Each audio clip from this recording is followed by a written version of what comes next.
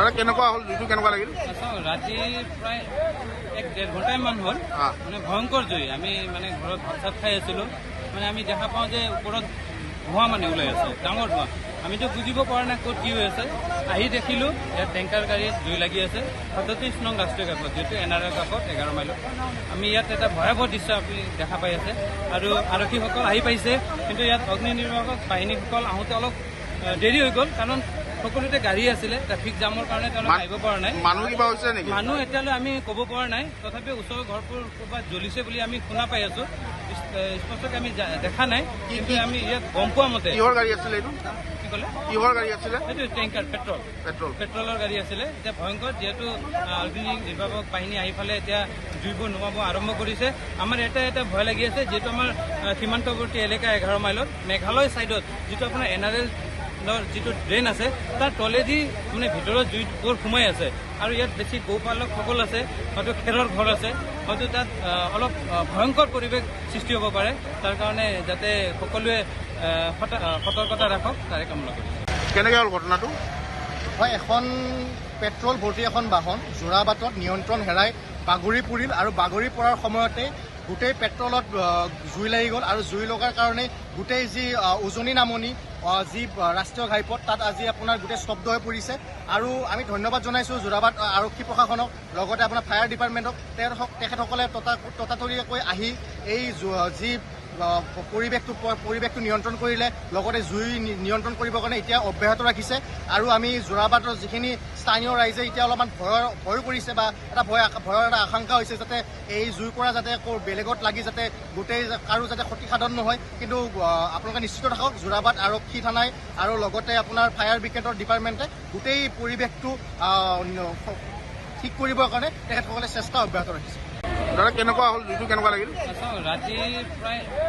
1-1.5 ঘণ্টামান হ'ল মানে ভয়ংকৰ জুই আমি মানে ঘৰত ভাত চাত খাই আছিলোঁ মানে আমি দেখা পাওঁ যে ওপৰত ধোঁৱা মানে ওলাই আছে ডাঙৰ ধোঁৱা আমিতো বুজিব পৰা নাই ক'ত কি হৈ আছে আহি দেখিলোঁ ইয়াত টেংকাৰ গাড়ীত জুই লাগি আছে 37 নং ৰাষ্ট্ৰীয় ঘাটত যিহেতু NRৰ কাষত 11 মাইলত আমি ইয়াত এটা ভয়াৱহ দৃশ্য আপুনি দেখা পাই আছে আৰু আৰক্ষীসকল আহি পাইছে কিন্তু ইয়াত অগ্নি নিৰ্বাপক বাহিনীসকল আহোঁতে অলপ দেৰি হৈ গ'ল কাৰণ সকলোতে গাড়ী আছিলে ট্ৰাফিক জামৰ কাৰণে তেওঁলোকে আহিব পৰা নাই মানুহ কিবা হৈছে নেকি মানুহ এতিয়ালৈ আমি ক'ব পৰা নাই তথাপিও ওচৰৰ ঘৰবোৰ ক'ৰবাত জ্বলিছে বুলি আমি শুনা পাই আছোঁ স্পষ্টকৈ আমি দেখা নাই কিন্তু আমি ইয়াত গম পোৱা মতে কিহৰ গাড়ী আছিলে এইটো কি ক'লে কিহৰ গাড়ী আছিলে এইটো টেংকাৰ পেট্ৰলৰ গাড়ী আছিলে এতিয়া ভয়ংকৰ যিহেতু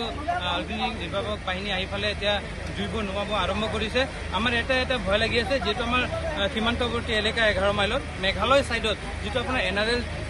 যিটো ড্ৰেইন আছে তাৰ তলেদি মানে ভিতৰত জুইবোৰ সোমাই আছে আৰু ইয়াত বেছি গৌপালকসকল আছে হয়তো খেৰৰ ঘৰ আছে হয়তো তাত অলপ ভয়ংকৰ পৰিৱেশ সৃষ্টি হ'ব পাৰে তাৰ কাৰণে যাতে সকলোৱে সতৰ্কতা ৰাখক তাৰে কামনা কৰিছে কেনেকৈ হ'ল ঘটনাটো হয় এখন পেট্ৰল ভৰ্তি এখন বাহন যোৰাবাটত নিয়ন্ত্ৰণ হেৰাই বাগৰি পৰিল আৰু বাগৰি পৰাৰ সময়তে গোটেই পেট্ৰলত জুই লাগি গ'ল আৰু জুই লগাৰ কাৰণে গোটেই যি উজনি নামনি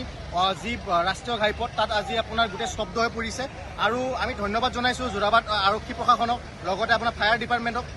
তেখেতসকলে ততাতৰিয়াকৈ আহি এই যি পৰিৱেশটো নিয়ন্ত্ৰণ কৰিলে লগতে জুই নিয়ন্ত্ৰণ কৰিবৰ কাৰণে এতিয়া অব্যাহত ৰাখিছে আৰু আমি যোৰাবাটৰ যিখিনি স্থানীয় ৰাইজে এতিয়া অলপমান ভয় কৰিছে বা এটা ভয়ৰ এটা আশংকা হৈছে যাতে এই জুইৰ পৰা যাতে বেলেগত লাগি যাতে গোটেই কাৰো যাতে ক্ষতিসাধন নহয় কিন্তু আপোনালোকে নিশ্চিত থাকক যোৰাবাট আৰক্ষী থানাই আৰু লগতে আপোনাৰ ফায়াৰ ব্ৰিগেডৰ ডিপাৰ্টমেণ্টে গোটেই পৰিৱেশটো